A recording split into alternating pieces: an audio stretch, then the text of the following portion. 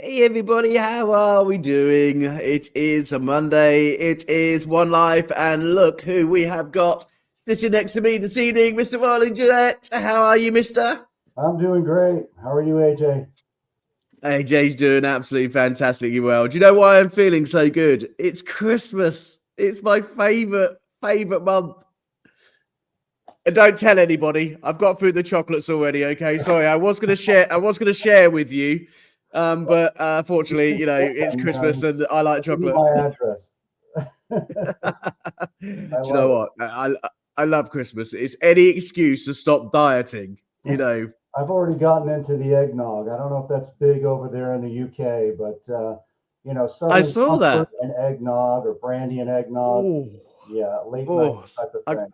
It's all good. I got to try Southern Comfort and eggnog. That sounds amazing. We keep losing Ronan Jeanette, and we had a discussion about this before he come on to the show this evening, and it's really funny. We reckon that he's got a poltergeist in his house. So basically, he went onto a radio show, and basically his mic kept cutting out, and he also kept losing his signal. So we reckon that he's got a poltergeist in his house. So he's back with us now. Let's see if we can get him live. Ladies and gentlemen, Mr. Rollin Jewett, here we go.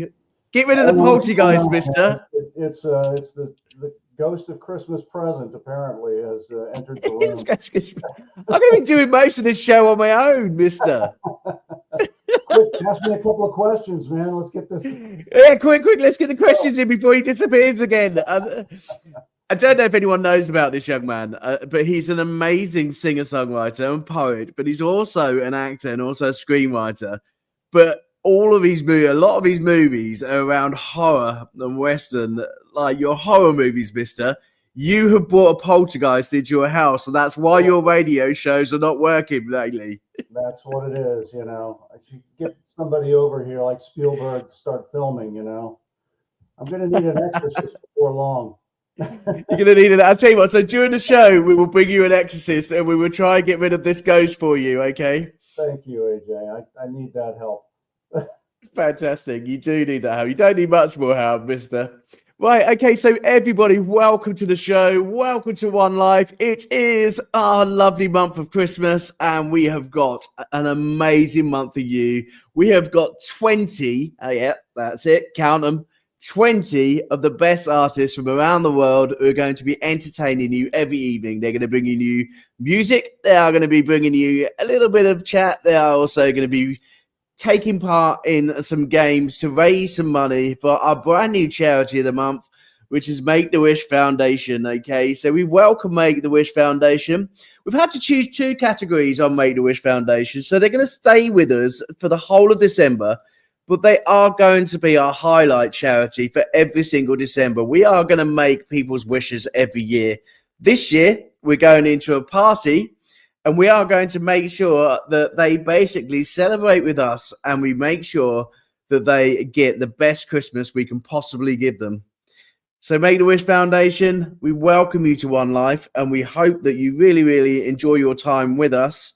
This year, we are going to open up with a special One Life party, a Christmas party, and we're going to be, it's going to be fun today. Look, I've now got Rollin on two different connections. I don't know what he's doing to me. Stay still, mister. I'm sorry. It's that damn poltergeist. So when we were saying, we were talking about Make-A-Wish Foundation, okay? So we were telling everybody that Make-A-Wish Foundation joins us, and we're going to be raising money for Make-A-Wish Foundation, and we're going to have a Christmas party on the 19th as a launch.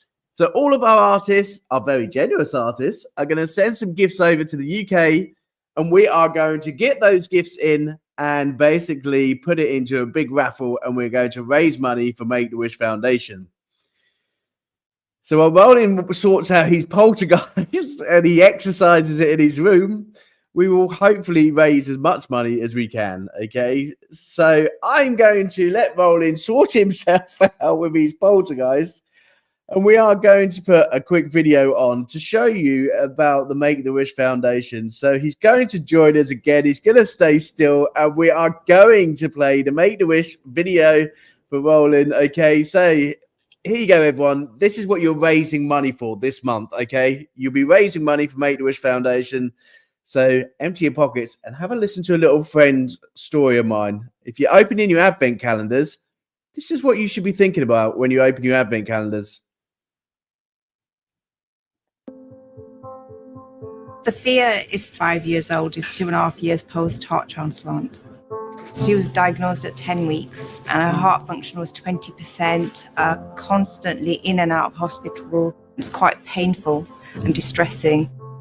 So she's had to deal with a lot in her short life so far. Post-transplant, we were trying to introduce her to oral feeds.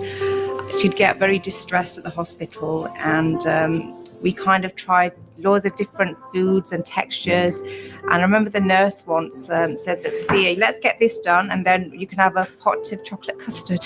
and she got her pot of chocolate custard, but she absolutely loved the taste of chocolate.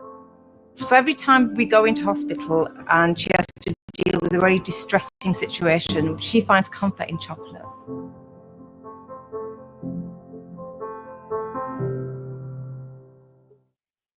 So today we're at Hotel Chocolat School of Chocolate in London, and we are here for Sophia's wish. I'm really looking forward to seeing her face when she sees all the decorations and all the chocolate. Sophia. Hi, darling. My name's Sophia and I'm 5. This is Zara, Aisha, and these are my sisters.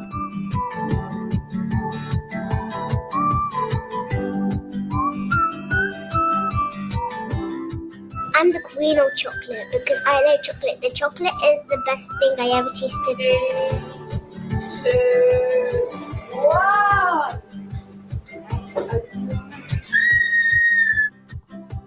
We had lots of fun. We were playing games, and we were designing chocolate. We got to see how chocolate began, and it was a wonderful experience. I made a big mess of the sprinkles because I was using the sprinkles on like this. I was like that, and then it went everywhere. It went on my sister's heads. I was wishing if I have a chocolate house, but I made a chocolate house. But I'm gonna eat it when I go home. She's had this amazing day. She's got these amazing memories for life. What it has meant is that it's given her respite from having to think about the reality of her life-limiting condition. To see Sophia's wish today has just meant everything to me. Just seeing the happiness on her face and her just going absolutely wild over everything has just been the best feeling as a wish granter. It's just an absolute must that people support Make-A-Wish because you make so many children smile. I love my wishes so much. Thank you everybody for making my wish come true. Love and kisses, Sophia.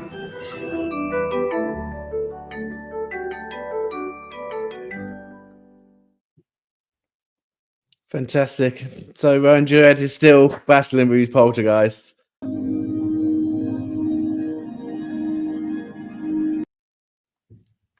He's still battling with his poltergeist over here. And we're going to remove that. And I hope that shows you why we are supporting the Make-A-Wish Foundation. So basically, if you don't know much about the Make-A-Wish Foundation supports terminally ill children from around the world, make one wish to be able to do anything they want. It could be like that little girl, spending an evening making chocolate because that's her favorite thing.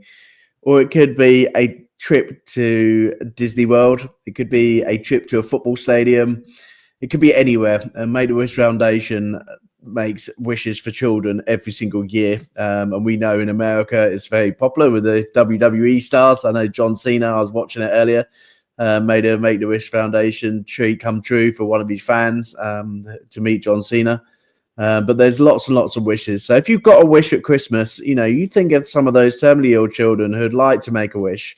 So that's why we're supporting them. We want to help that charity. We want to eventually be able to say to one of those families, we want to make your dreams come true. So this year we are going to make some people's dreams come true because we are betweeners.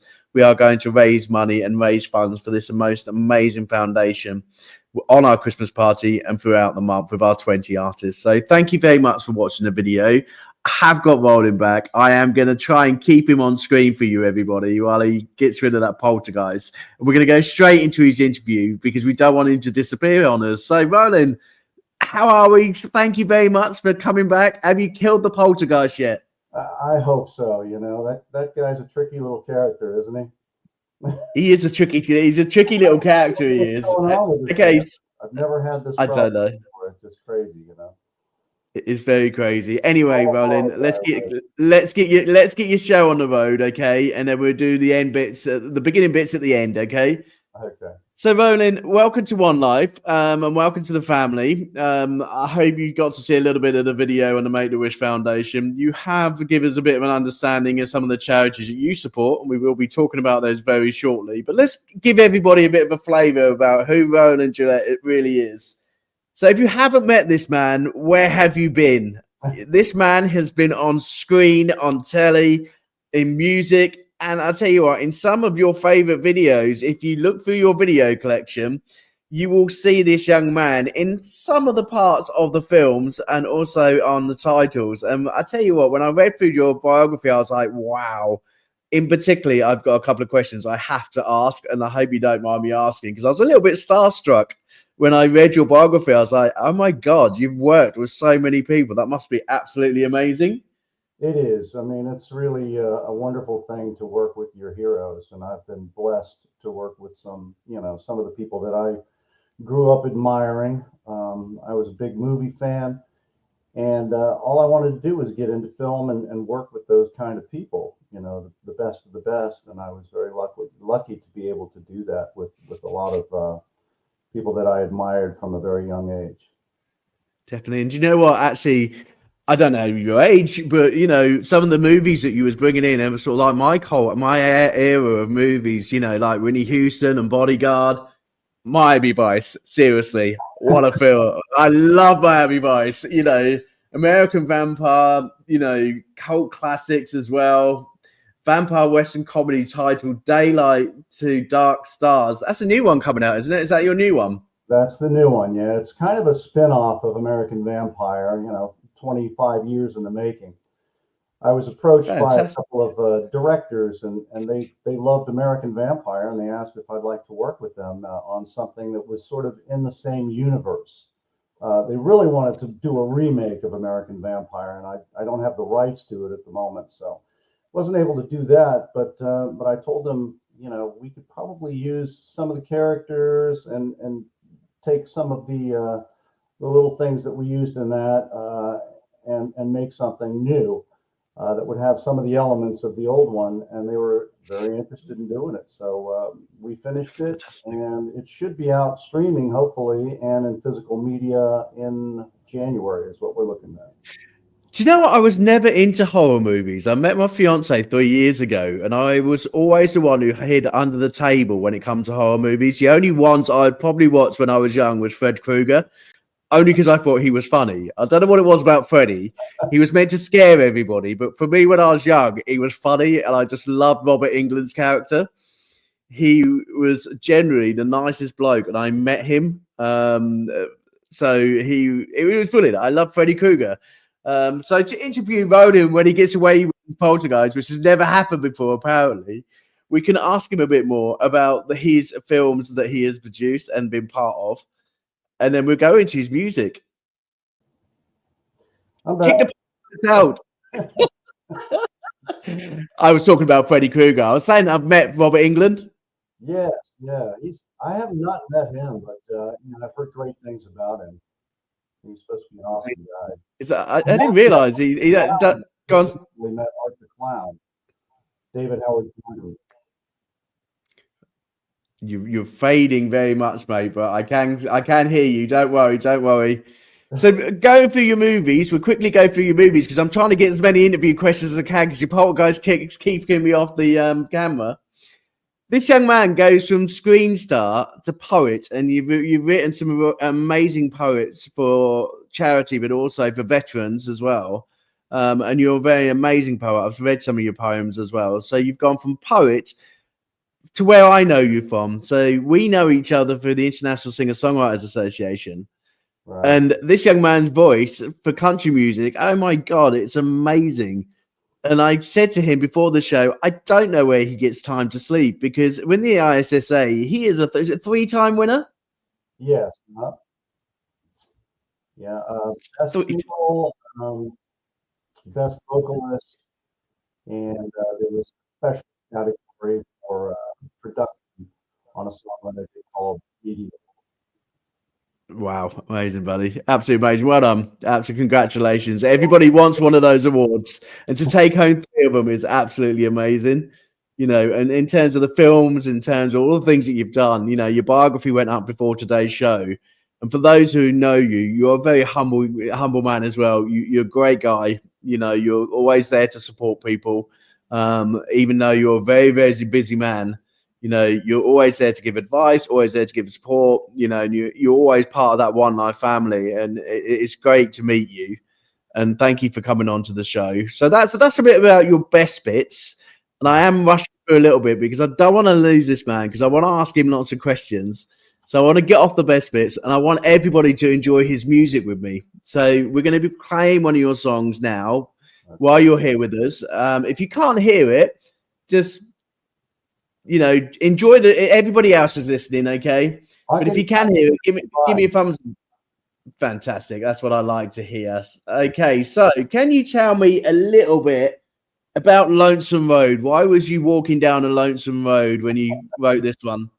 Lonesome Road is actually not something that I wrote. My producer wrote that, a guy named Andy Clark.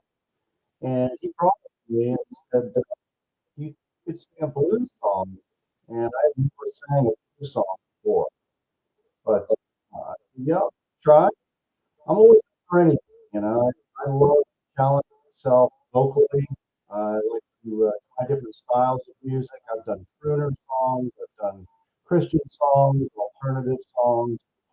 Anything you throw at me, I'll at least give it a try. I may not be the most successful at it, but I'll definitely try it. So he sent me this song. I played around for a little bit here in the studio. And, you know, I think we pulled it off. I think it's a good song. It's a solid blues song. And, you know, he wrote it, I sang it, and it's a pleasure to do it, because I don't come off there with a lot of songs. You know, people don't come to me and say, hey, you sing my song. I typically do my own songs or cover songs. So it was great. Fantastic. Right, well, I'll tell you what, I think I found your poltergeist. There was a double U. So I think the poltergeist was coming in. So you sound a lot better now, and hopefully the interview will go well. So we are going to play Lonesome Road for everybody. We've got rid of his poltergeist. And here we go. Lonesome Road, everyone. Enjoy.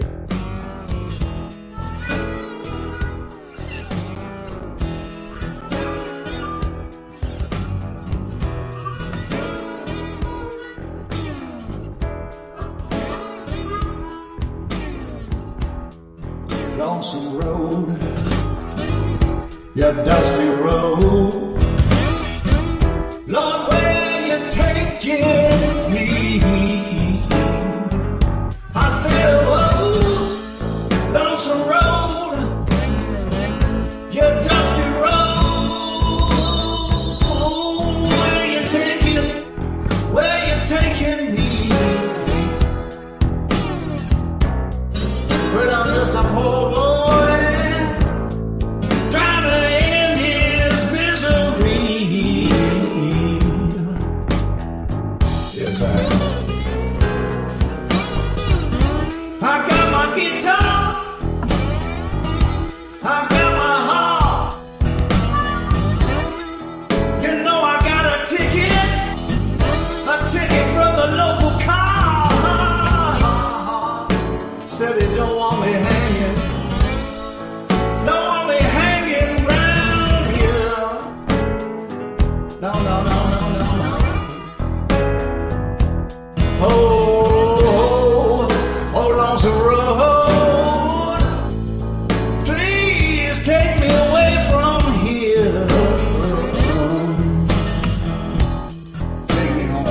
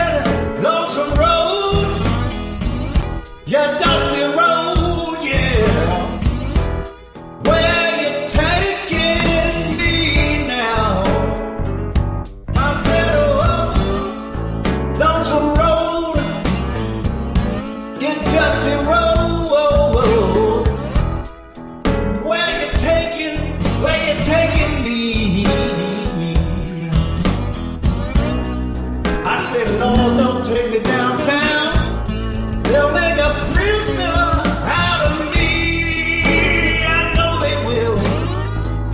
So take me home.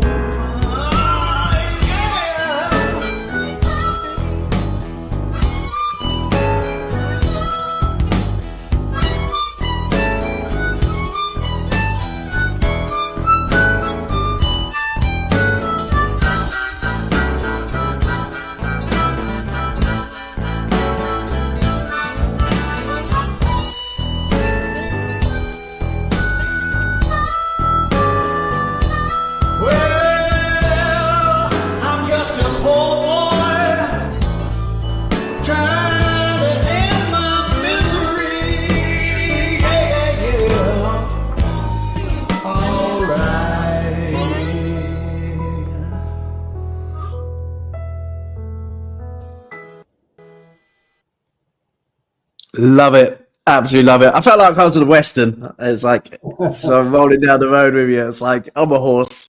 It's great. I love it. That's Andy Falk. He plays the steel guitar on that, and he got a harmonica player, which is a fantastic guy. And I just think that the thing turned out really well. I was really happy with the recording of it, and as I said, I'd never tried a blues song before, but I really loved doing that, and I'd love to do some more. So if anybody has any blues songs out there they want me to do, I'm available. There you go. You missed our month where we were collaborating. That was last month. But if there's any blues singers out there and you want to join Rollin Jewett next year in 2025, he's looking for a blues. So I tell you what, you suit blues. It's really good. I love it. Absolutely brilliant. Well done, mister. Thank you. So, Rollin, we were starting the show off about talking about charities, and you spoke about veterans charities, and also something which actually I was quite surprised to read in your bio, and I want to find out a little bit more about, because I do know about the condition, but I wanted to find out on a personal perspective how you come about this charity. So you was writing a poem for people with Angelman's disease. So is this something that you are been made aware of, or you've had an experience of in your family, or why this particular charity? A good friend of mine, Jay Michaels, who's produced a couple of plays of mine off Broadway. That poltergeist is back again, everybody. We are going to make sure that we kick him out today. I don't know what's going on during the show this evening, but we are losing and we are gaining him back again. It's one of these shows. I tell you what, I don't know where he is. I think he's in Tennessee. We're going to have to tell him to put the 50p in the meter. I'm back. Rollin, are you in Tennessee? No, I'm in North Carolina. You're in North Carolina? North Carolina. Have they got no power lines down in North Carolina? Have they? I don't know. Maybe it's you, AJ. Maybe it's me. I'll tell you what, my internet's absolutely fine. We're running the show, and everybody, we're not the one who's going in and out. I tell you what we will do. We are going to take a break this evening. We won't normally do this, but honestly, please do not leave us, okay? Don't leave us on the show tonight. We are going to take the break this evening. We are going to get Rollin's sorted out, okay, with his internet and with him sorted out. So we're going to take a quick break. We are going to come back live to you. Don't worry. Don't go anywhere. Go and get a cup of tea or a glass of water or something. And we are going to bring the show back live to you. Okay, so I'm going to give it a go. Let's bring him back. Hiya. Hello. I don't know why it's kicking off, but it really is not doing well. Okay, so you were talking about the Angelman's charity. This gentleman, Jay Michaels, was putting together I guess it was an anthology, horror story. And the seeds of the anthology were going to go towards Angelman's. And I looked into Angelman's, and I learned a lot about it. And it's a very debilitating disease. Not a lot of people know about it. I believe Colin Farrell's son suffers from it. So it was something I definitely wanted to get involved in, and they asked me to write a story for it. So I wrote a story for it, and it got published into the anthology, and hopefully it's doing some good somewhere. So that's one of those near and dear charities to my heart. Make-A-Wish is also something that I've learned about, and I've always admired the people that are involved with that. That's a wonderful foundation. It's an amazing foundation, and we're very honoured for them to join us. They are aware of us. So if you're watching this evening, what am I doing? If you're watching this evening, Make-A-Wish Foundation UK and Make-A-Wish Foundation International, welcome to the show. So it wasn't just the Angelman, it was also the veterans. You've got quite a sort of a soft spot for the veterans as well, haven't you, in terms of veteran charities? Yeah, there were two anthologies that someone had reached out to me about writing something for. So I wrote a couple of poems for, I believe it's Wounded Warriors, which is takes care of the people that have been wounded in war, obviously. And, the proceeds go to that from these two anthologies that I have poems in. And they're military poems. They're military poem anthologies, and there's also some short stories in there as well. But that's also, I come from a military family background. My father was in World War II. My oldest brother, was in Vietnam. My grandfather was in World War I. So the veterans are very near and dear to me. And anything that I can do to support them or contribute, I definitely get involved in that. Fantastic. Thank you so much. So like I say to all my artists, if there's any particular charities that you want to share, please drop us a line, drop us the information. We are going to be creating a website next year where we're going to be sharing all of these great charities to you. So it's there at a touch of the button. You don't have to go and find it. Our artists work with many great charities around the world. They will provide you information for you. So if you need a charity for your loved one or for your family members, our artists are going to provide you with that information. And on part of our website, you will be able to, at a click of the button, find that support that you desperately need. But as I say to all of my artists at this point of the program, thank you so much for all that you do and the time that you give up. We have a very busy schedule between us as artists, but there's nothing more loving that we enjoy doing is a good old charity gig, charity CD, or a charity festival. And in your case, writing a charity poem. So thank you so much. Thank you. The work that you're doing is very important, and we need to be thankful to what you're doing right now. You're making You're welcome. Aware of these charities. You're contributing to these charities, and getting the word out there about these different afflictions is the most important thing, so that people can be aware of it and contribute to it. So thank you for getting the word out. A lot of things. You're welcome. It's my absolute pleasure. I've been doing this One Life for 6 years, but I've been doing this since I was a kid. I think, one thing I was really passionate about was working for charities. I worked for Scope when I was about 18 years old. I think that charity feeling has always been there in my body, and I think it's so important. But as a musician, it's made me have a different vision. It's been really lovely to grow up in the 80s with Freddie Mercury and think, actually, I want to be able to produce singles, produce festivals, to be able to raise money in the same smile and the same way he did. And I've been able to do that as an artist, and I love doing it. And this is why I share my stories, but also you share your stories with me, because they're fascinating in terms of things that we've all done around the globe. So for you, your biography is so huge when it comes to acting, poetry, and music. Where do we start with you? When you was a kid, did you wake up and go, I want to be a singer, or did you want to be an actor? Which one was it? I wanted to be a veterinarian, is what I was thinking about. But then I'm very squeamish, so I don't think I could operate on, blood and guts. I'm in horror, but go figure. I can't even watch. Hang on a minute. How can you be squeamish and do all those horror films? I don't watch the really gory ones. Like I haven't even seen Terrifier, because it's just, I know that I'll probably have to walk out or, get a barf bag or something. I can't watch that kind of stuff. But I like more psychological horror, and what I write has more of a humorous bent to it. So I like the combination of like an Army of Darkness or Shaun of the Dead, where you have the humor, okay. But you also have the horror. You have some scares, but you also have some jokes. So if it doesn't have a sense of humor to it, then I'm probably not that interested in it, because that's what I like to do. I like to make people laugh, and and give them a good time, entertain them really. And how old was it? How old was Rollin? Rollin? How old was you when you started? Was you a teenager when you started getting into sort of like, you know, music and acting? I started in high school, freshman year of high school. I took a drama class as a lark just because I thought it would be easy and, you know, be able to meet some girls and come out of my shell a little bit.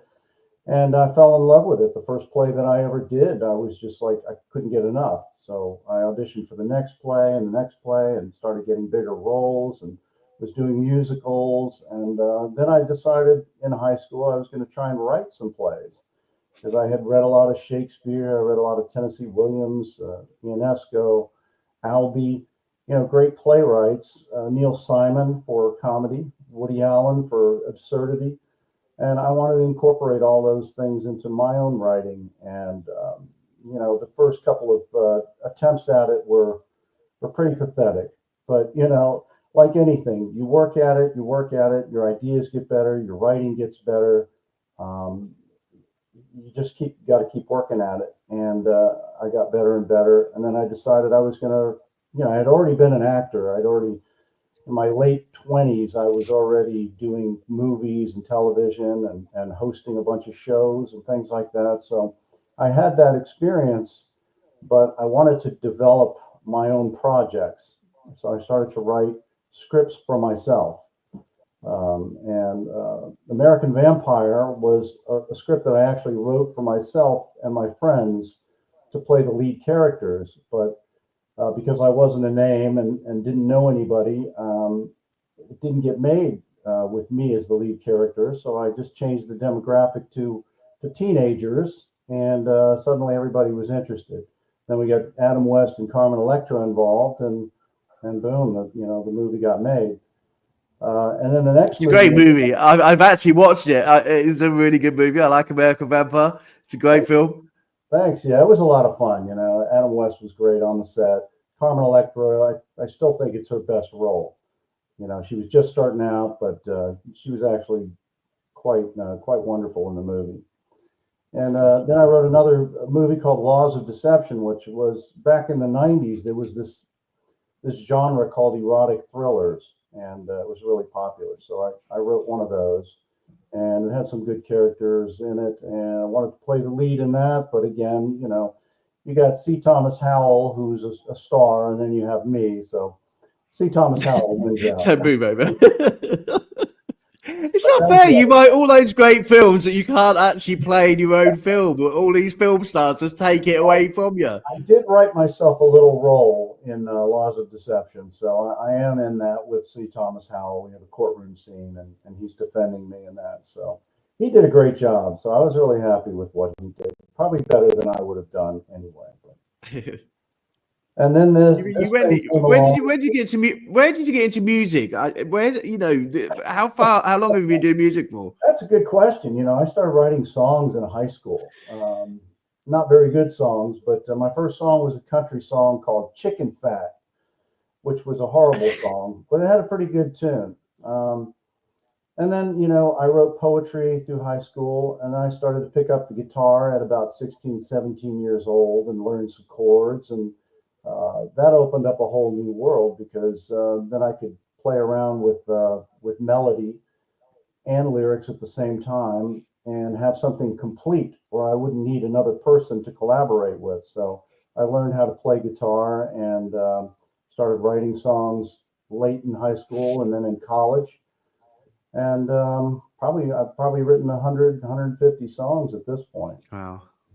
Not all of them are being recording, but you know, a lot of them are just like exercises in writing something.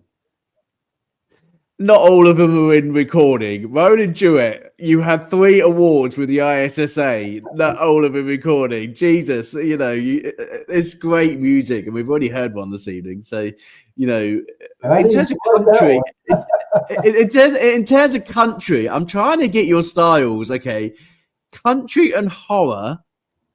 Is there a background in your family that chose horror and country? Why? Where did these sort of genres come from? Okay, so the horror comes from my older brother, Jeff, who used to wake me up at midnight on a Friday or a Saturday night when I was a little kid for the creature features that would come on at midnight, and we would watch these movies together with our bologna sandwiches and our glass of milk and watch Creature from the Black Lagoon or, Frankenstein's Bride or whatever it was, Day of the Triffids. So I think I get a lot of my love of horror from him. Also growing up, in the 70s, there's a lot of horror movies like The Exorcist, which I saw when I was like 13 years old, which, was way too young to see that movie. But The Omen affected me. I thought that was a great movie.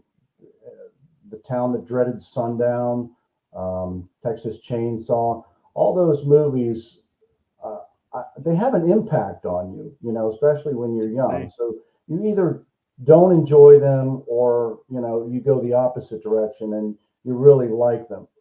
So I just decided I wanted to write things like that. The country thing came along, I think, as a result of not being able to play the guitar very well. Because you can write country songs with using 4 or 5 chords. So I think the first few songs that I wrote were country oriented songs because, those were the chords that I knew. Those were the ones that I learned that I could actually come up with a melody for. So country kind of lends itself to, I don't want to say beginning songwriters, but in my case, that's kind of what it was. I didn't listen to a lot of country growing up. I was listening to the Beatles and Led Zeppelin and Jethro Tull and Bad Company and mostly rock. But I love Willie Nelson, Johnny Cash, Merle Haggard. I love George Jones. I love those original country stars. And they have very simple songs, a lot of them. So I was able to start out that way and then develop the songwriting to, a more sophisticated level as I continued to learn. Definitely. And sophisticated level in terms of picking up the awards, young man. We're not decided to say we've got other awards. We're going to be talking about your awards throughout the next part of the show. We're going to be talking about some of the competitions that you've entered this year, some of your best bits from 2024, because you've had a great year, not just on the screen, but also on the music scene as well. It's been a really good year for you, and we're going to talk a bit about that after your next song. So what we're going to do is we're going to play a song, and then after the song, we're going to have a little bit of a game with you, okay? So we are going to play a bit of electricity, and I'm hoping it's not too much electricity that we throw you off the screen again. Definitely not country. Definitely not country. This is more pop. This is more pop, is it? Yes, there's no country in this one, that's for sure. Okay, so how did electricity come about? Was you playing around with a light bulb, or did you just go in the studio? And how did that come about? I don't remember how that came about. I think it was just one of those. It just occurred to me the electricity between two people. It's an electric, romantic connection that people have with one another, and it does feel like electricity when you fall in love with somebody or become infatuated with them.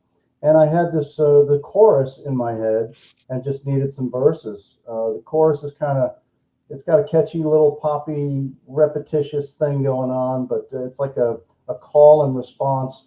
And I had that for a while, and finally I was able to put together some verses to go with it. So, and this is also produced by my friend Andy Falk, who produced also Lonesome Road and wrote that one. But I wrote this one and sang it. Brilliant. Excellent. Let's have a listen to it, everybody. Enjoy. If you can hear it, Rollin, give us a thumbs up. If not, everybody else is listening and we're having a good time.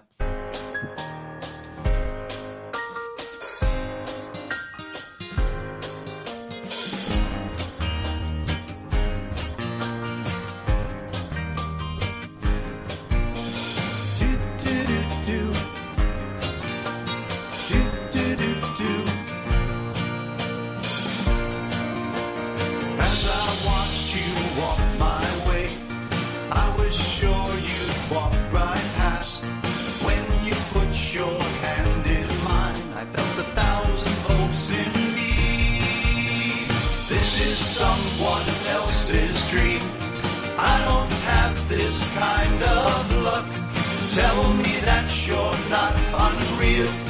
Tell me what you see.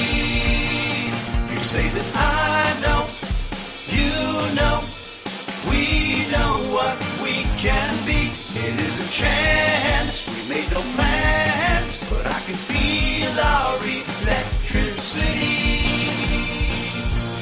If I wished 1,000 times, I could not have thought of this. Brace yourself and close your eyes, we're headed for a kiss. I'm saying I know, you know, we know what we can be. It is a chance, we made no plans, but I can feel our electricity.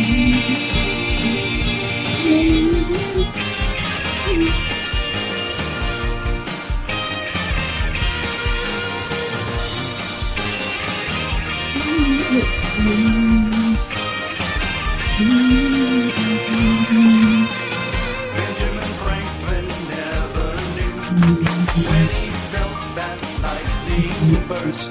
History has lied to me. Benjamin wasn't first.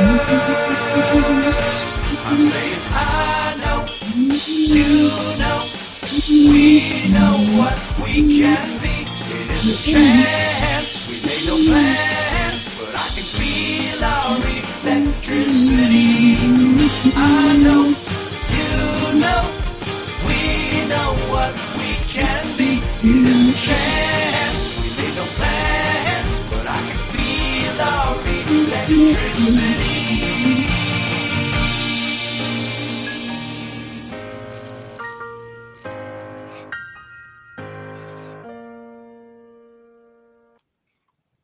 So you were playing with a light bulb. Right at the end, you were playing with a light bulb. Great song. It's got a bit of a Beatles sound to it. Like when I was listening It's the best compliment I could ever get. It really is. I'm glad you like that compliment because that's what it sounded like. I was listening to it earlier and I was like trying to compare it to other songs like in the UK. And I'd say it has got a bit of a Beatles sort of like sound to it, but great song. I really enjoyed it. Thank you. Yeah, it's a departure for me to do something that poppy.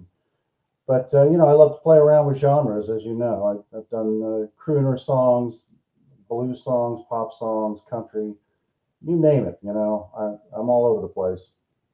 I like your versatility. I like that in an artist. I like the fact that we don't know what's coming next. That's what we like. And that's what, in terms of the style, I like the style. So in relation to your movies, I'll go back to your movies because there was two questions that I really needed to ask you. So, two of my favorite films when I was growing up in the 80s, that I used to watch with family. One with my brother, Miami Vice. Oh my God. Did you go in the car? Did you get to sit in the car? No, I didn't get to sit in the car. Oh. I got to sit in a courtroom for two scenes, basically. There was a drug bust and I'm the assistant DA. And there's a scene with Tubbs at the very beginning of the show. And I'm in this courtroom and Tubbs is on the stand and there's somebody interrogating him. And it was a bad bust. So the drug dealer gets off scot-free. They go into this whole thing, and then at the end of it, they come back and the drug dealer also comes in again because he's broken another law and he gets off again. So I'm in these two courtroom scenes where the bad guy gets off both times. The first time is with Tubbs and the second time is with Crockett. So it was great just being on the set with those guys. And Amanda Plummer from Pulp Fiction was in this particular episode with me. Oh, wow. I think she's a tremendous actress and she was just great. Yeah, definitely. Miami Vice had some really, really great actors on it. They did, didn't they? It was the opening scene. For me, it was the opening scene. I remember it used to come on a Saturday. Walking away. Come on, AJ, I know you.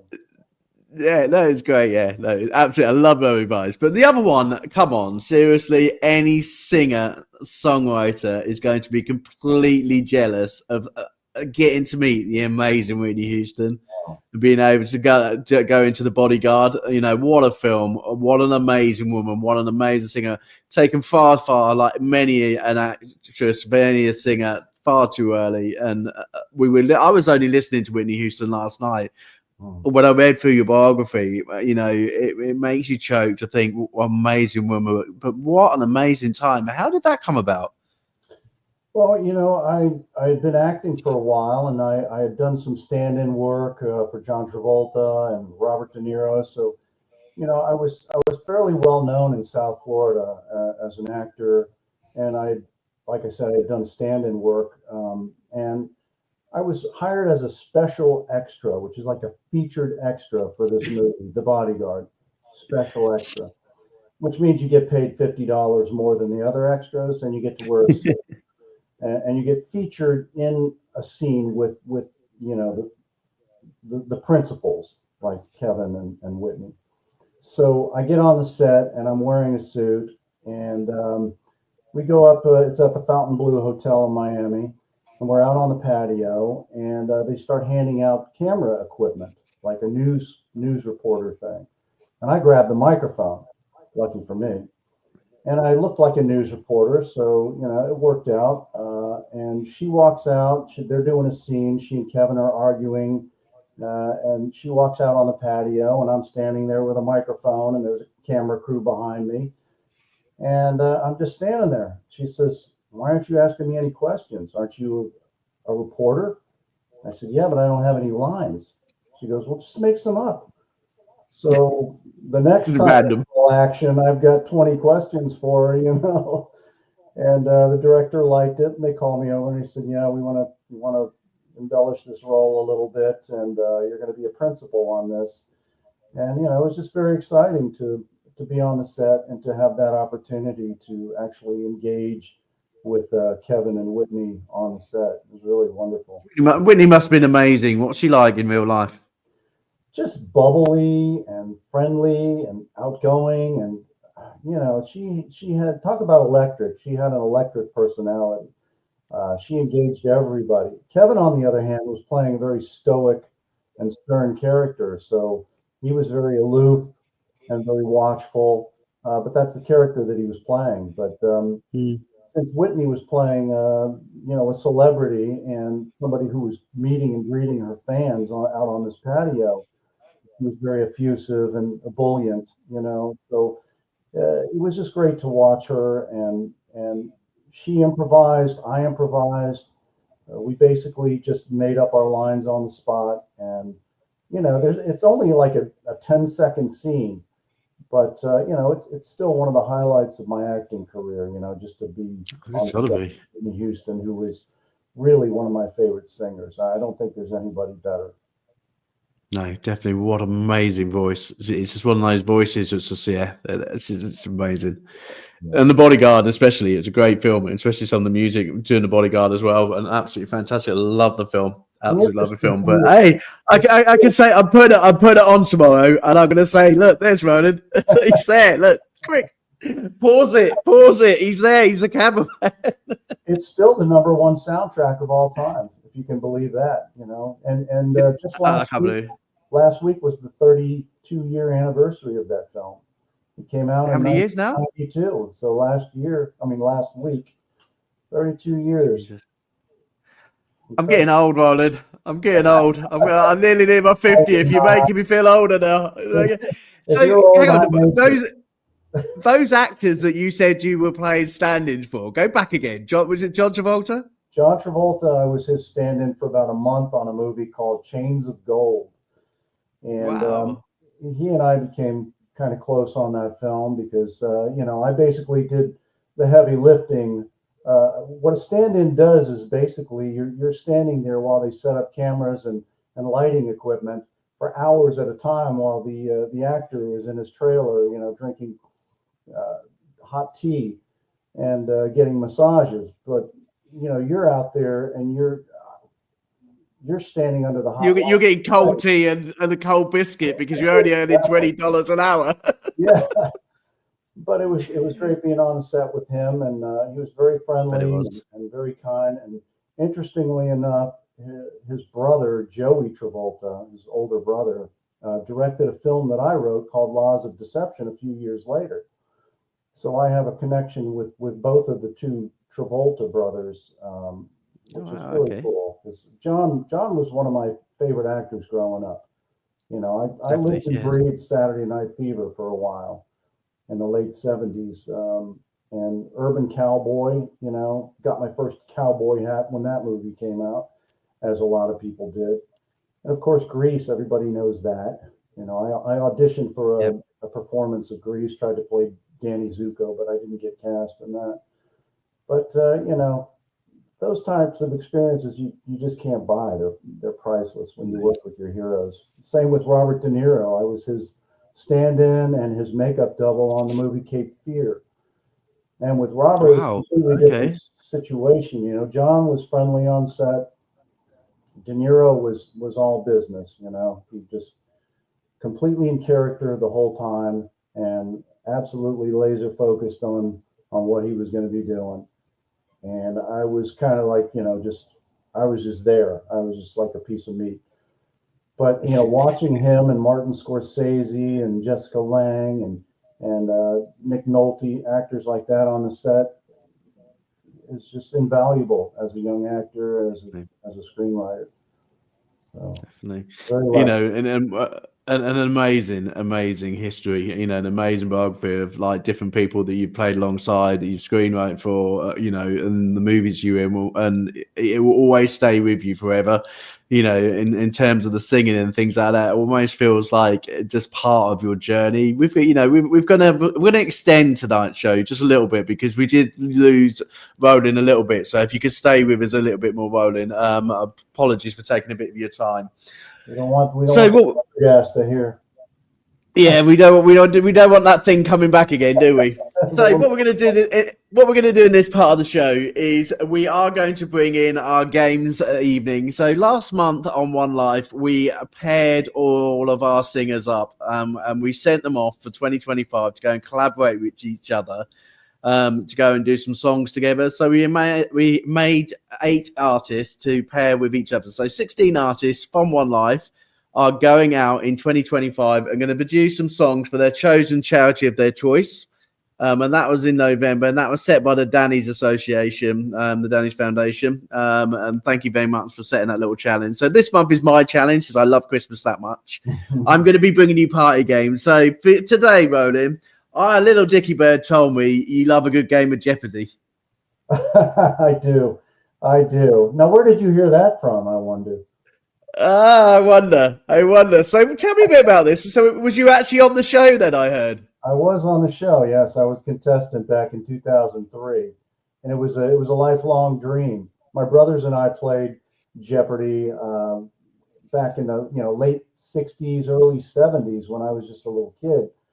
And we always loved the show. It was a challenge. I come from a family of, semi-nerds.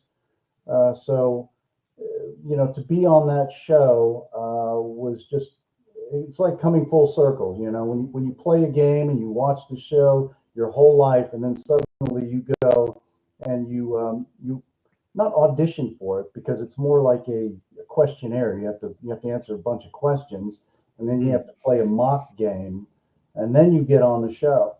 And just to have passed those hurdles and to wind up on the show with Alex Trebek, another one of my heroes, who just passed away about 3-4 years ago. It was just a dream come true, and I was just so pleased to get on there. It didn't matter whether I won or not. It just being on the show was a thrill. I can't tell you how much I enjoyed. Fantastic. Well, we're going to rewind your time, and we're going to give you a special little treat, Rollin. We are going to wind your time to Jeopardy. And me and you're going to teach me how to play Jeopardy, because I'm in the UK and I've never seen it and never played it. I do know of it, but I haven't actually played it. So what we're going to do is we are going to play a special celebrity Jeopardy game between me and you. And what we're going to do, every question that we get wrong between us, we are going to put 50 cents into our pockets, into the local charity pot for the Make-A-Wish Foundation. So if we get the question wrong, we will make sure that we donate.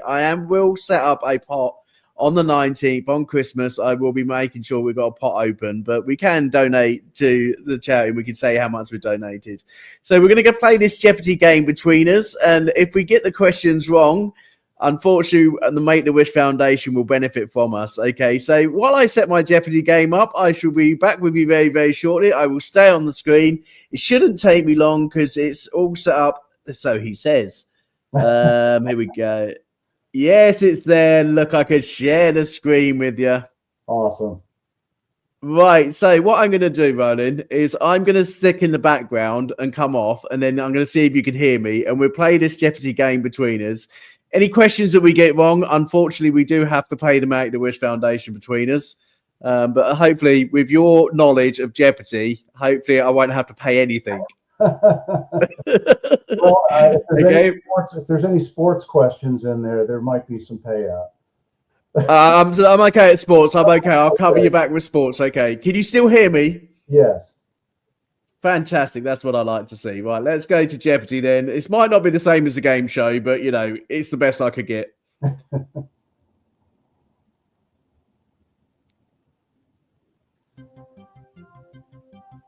Today, we start off with these categories. Let's go to work. What we got? Around the Caribbean, Cheers to Beers, that chapter's name for me, Sports Stars and Records. Oh Lord. Forward. Not Far from St. Lucia. Do you know that one? Our time was up. That's the first 50 cents. We didn't get that one. We've lost 50 cents already. Right, Cheers to the Beers. Okay. If you're looking for a spot, only place to get is, come on, quick. Wisconsin.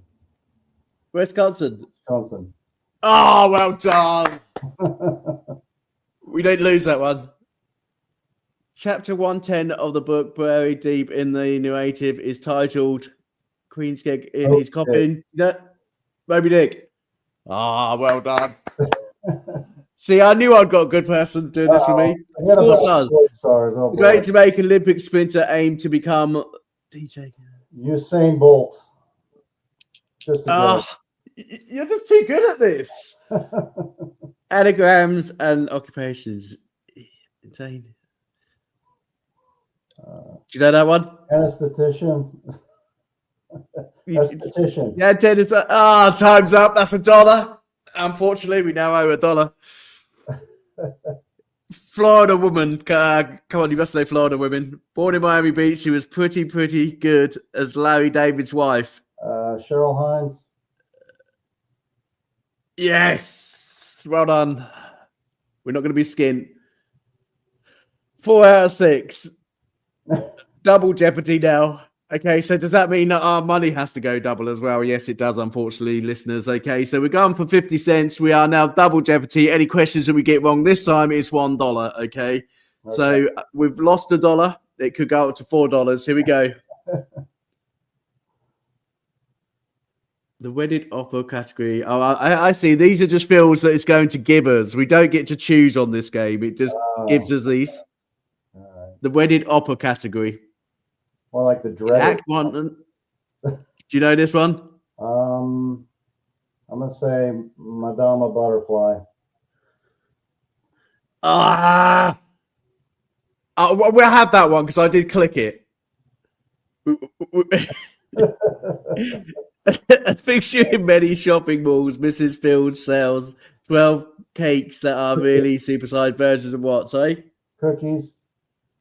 I'm sorry, I was breaking up there. I really couldn't hear that. You know, Windows took over. Okay. Oh, yeah, I guess we lost that one. American Before. Can you do this one? Let's see. The Cumberland Gap. I got that one.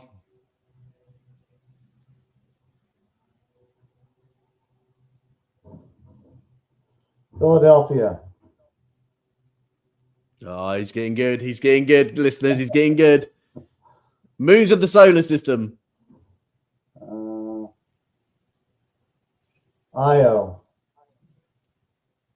What was it? Io. I heard oil. Sorry. Oh, Io. Sorry. I tell you what, this audio it is quite bad. You won't see me when I in fear. Tremble. I don't know. It was incorrect. Oh, it was what? Tower. So we got 6 out of 12, and I think 4 of them. So what's that? 2, 4, 6, 8. I'll tell you what. Let's make it 10. Let's make it 10, shall we? That works for me. So make it $10. Fantastic. Thank you very much for playing our game. Unfortunately, because we were both. I had problems with the audio. Honestly, yeah. You had a gremlin in your audio, like. I had a baby with my audio, honestly. Not that I was trying to get money for Make-A-Wish Foundation, but you done very, very well. We answered a lot more questions than I would have done anyway. Thanks for that, mister. And, we will give a donation over to Make-A-Wish Foundation. As it's the first night, I will join you in that donation. And, we'll put a donation into Make-A-Wish Foundation. Absolutely. Just tell me where to put the money. Fantastic. I will sort the link out after the show. So 2024, mister, with the ISSA Awards, in Atlanta. Did you go? I wasn't able to go this year, unfortunately. I've gone the last 2 years, 3 years, something like that. And unfortunately, this year, I had some expenses come up that were unexpected. My car gave out. I had to buy a car, and my son needed braces. So I had to put some things, aside and not go to as many events this year. But, it's a wonderful organization. Tammany Dove does a wonderful job. She's very, very inclusive. And that's what I love about ISA is really everybody's invited to come. And we're also supportive of one another, as you probably know. I've made some really, really great friends through that organization. And I've worked with a lot of people now. Bo Haas, I think, is one of the guys that you had on your show a couple of weeks ago. And I think he was the one that actually recommended me to you. So thank you, Bo. Oh, thanks, Bo. As you listening, thank you very much, Bo. But Bo's amazing. Bo and Wolfie. I've had Bo and Wolfie. I know you're great friends with Wolfie as well. Yes. And Cindy Lou's awesome. She's a terrific producer. And, we've done a couple of CDs together, Bo and I. We did Croonin' and Swoonin', which is a bunch of Frank Sinatra, Tony Bennett type songs. And we've done Broadway Maybes, which I just put out, Oh, What a Beautiful Morning, from Way Out West version of Broadway Maybes. So that's going to be coming out. The CD is going to be coming out soon. So Bo and I like to work together. He's a lot of fun. And it's great seeing him at these events like the ISA events. He's just so much fun. I'd love to croon with you guys. I actually like crooning. I love, when I was doing my wedding singing, I used to be into big band, Dean Martin, Frank Sinatra, things like that. And I've done a lot of crooning songs in my career. And I've done a lot of competitions by using, like with Mr. Bojangles. I did a big competition with that. And crooning was a real big part. When Bo said about, we must get together in the new year, and I was thinking to myself, I'd actually really like to find a couple of, people and do, a crooning album, because it'd be really good fun. Because that sort of music is amazing, especially with big band behind you. I've sung with big band, and there's no better feeling, to sing with big band and to sing that type of music. But I love that type of music. So when Bo said about it, I was like, no, actually, I'm going to give that some thought in 2025. So Rollin, perhaps you could join us. Perhaps we could croon together. Absolutely. I didn't know if I could do those types of songs. I'd grown up with Frank Sinatra and Tony Bennett, and a lot of the albums that I bought as a young man incorporated those musicians and those singers, and so I was familiar with the genre and the style. But when he approached me and said, hey, do you think you'd want to do this? I said, yeah, I'll give it a try. And I really, really enjoyed it, and I think it turned out great. I'd love to do some more, and I think we're working on a second Crooners and Swooners album now.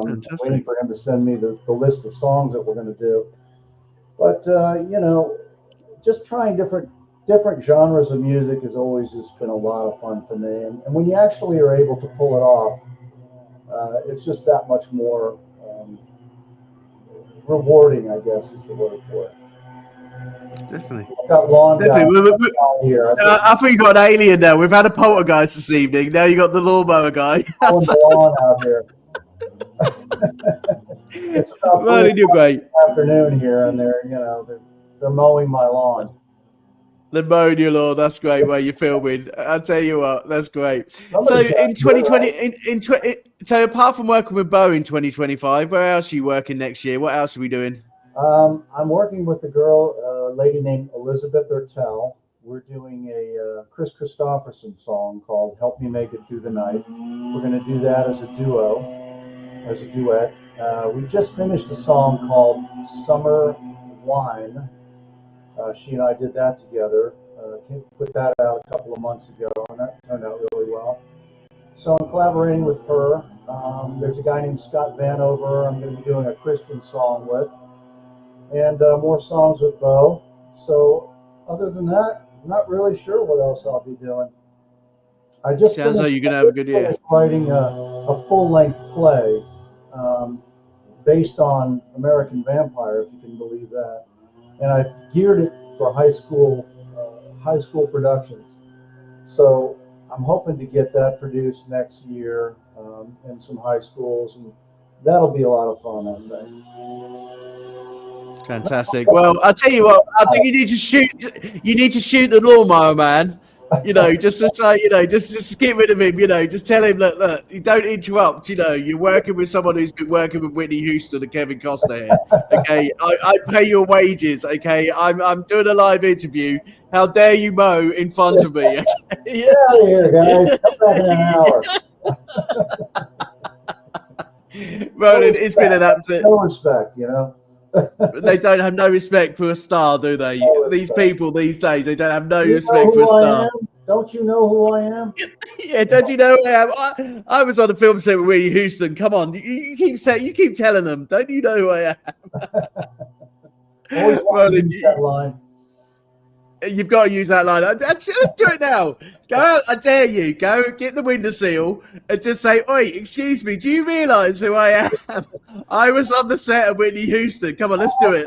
Some of my ISA trophies. Maybe that'll, you know, make That's it. Yeah, go for the isotope. Just throw one of them at him. a couple of those trophies down there.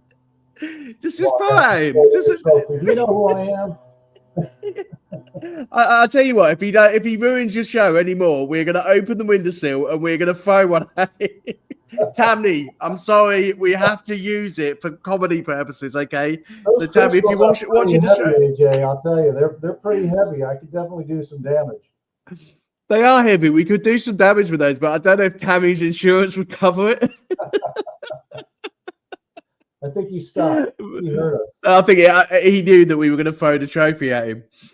Rollin, you are an amazing musician. Your music's great. Your films are great. You've had an amazing story, and thank you so much for keeping our listeners and telling us all about what it's like to work with some of those most amazing film stars. And it's an honor to know you, buddy. It's really great to be part of the International Singer-Songwriter Association with you. Because I get to listen to your music and I get to watch what your films are coming up. I am going to watch The Bodyguard tomorrow to see if I can find you on the camera, so I can then say to my partner, I had him on my interview yesterday. It's right. I'll give you a hint. It's right after they get to Miami. Okay. Fantastic. Brilliant. An argument on, you know, and go out to the patio. Fantastic. I'm just going to keep rewinding it to see if I can find it. Well, it beat Hunter, because when Hunter come on the show, he told me about his Western movie. I'm never going to let him live it down, because he made me look for his Western movie, and it was taken off. Is that right? We sat there together looking for his show, and he was telling me about this Western movie, and his style in his Western, and it was on some streaming channel. We went to the streaming channel while we was on live together, and I had to break the news to him that they had taken it off. Can't find it, Val. Sorry. I was like, Hunter, seriously, you need to go and do some more acting, young man. Go get not on a cheap streaming channel that's going to take your film off after 2 years. You'd have to speak. Have you met Hunter? Have you met Hunter from ISSA? Yes, I have. I have met him. Yeah, he's a great young man. Fantastic, lovely young man.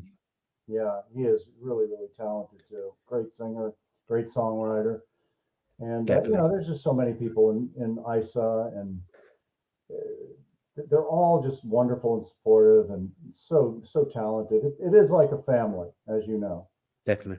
I'm really happy. So, young man, Is there anybody apart from the lovely Tammy Dove, is there anybody apart from Tammy Dove you'd like to thank in terms of your illustrious career? There must be a mountain, and we probably haven't got 10 hours to go through all the people that you've worked with. Is there anyone you want to say a special thank you tonight? Well, I'd like to thank my drama teacher back in high school who got me started on this path. She was quite wonderful. Her name was Joey Travolta, and probably one of the biggest influences in my life. Also, my creative writing teacher in high school, who gave me a lot of encouragement, who's unfortunately passed away, but his name was James Hatley. He was a wonderful teacher. There's so many people that have helped me along the way. Currently, I got Bo Haas to thank. He's put me in a lot of musical situations that are not quite my comfort zone, but have been great challenges for me. And there's a couple of people that I have a movie coming out in January called Daylight to Dark. And it's directed and produced by a couple of friends of mine, Jake C. Young and Kenny Scott Guffey.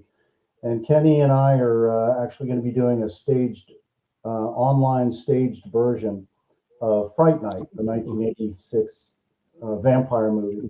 And I'll be playing Peter Vincent. So I want to thank him for getting me back into acting a little bit, which I haven't done in a while. So that's going to be a lot of fun. That'll be online in January 30th, I believe, is when we're going to be doing that. So keep an eye out for that. And Daylight to Dark should be coming out in early January. That should be on streaming. So, thank you for this interview. I appreciate you calling me and getting in touch with me about it. And I've really enjoyed talking to you this whole time. Fantastic. You're very, very welcome. And, thank you, Bo, if you're listening this evening. Thank you for putting this great gentleman in contact with me and being part of our One Life family now, because we do keep our family members close to us. We will get in contact with you in the next 6 months and find out what you've been up to and be part of the family and part of following your journey and your career. Anytime that something happens with your career, we will put it on the One Life Facebook page. We invite you and your family members and your fans to join us on the One Life Facebook page as well, so we can find everybody's great work. We will put your YouTube music onto our YouTube playlist, and we will get you sent out after this video. I just want to thank you and also all the people who have joined us for tonight's show. I just want to also basically say to Rollin that have a really good Christmas and a very happy New Year. In relation to the Christmas party, if you would like to submit your music for our Christmas party, we are having a 4-hour show. And what we're going to do is we're going to invite all our artists to send in sort of CD, a T-shirt, a hat, a keyring, or anything you can over to the UK. We are going to put a basket together for Make-A-Wish Foundation. So from the 19th to the end of the month, because we know what the post is like during December. We are going to collect all of our artist merchandise as much as we possibly can over December. And then in January, on January the 1st, we are going to do a live raffle or a live draw. We're just going to try and get as much. So we have had artists already send in albums. We have had some sort of things that have been donated. So come on, artists. There's a lot of us. We have over 100 artists who are part of One Life now, probably 150 now. And in terms of members, we have over 1,500 members across all of the streaming platforms. So, we've got a big group. We want to bring you some merchandise from our artists. We want to showcase what they've been doing for you. But we want to make some money for Make-A-Wish Foundation, and we want to support them in the best way that we can possibly. So I'm going to close tonight's show. Thank everybody very, very much. Enjoy yourselves, because tomorrow night at 7 o'clock, hopefully there'll be no poltergeists, we have the amazing Autumn Soul. Autumn Soul will be joining us at 7 o'clock. Okay, so if you enjoyed the show, come and see us again tomorrow, and have a very, very pleasant evening. I'm going to let Mr. Rollin Jewett get some rest, because he's been doing fantastically well this evening. Thanks, Rollin. Thank you. Take good care, buddy. You too. See you later, mate. Bye-bye. Merry Christmas. Merry Christmas, buddy.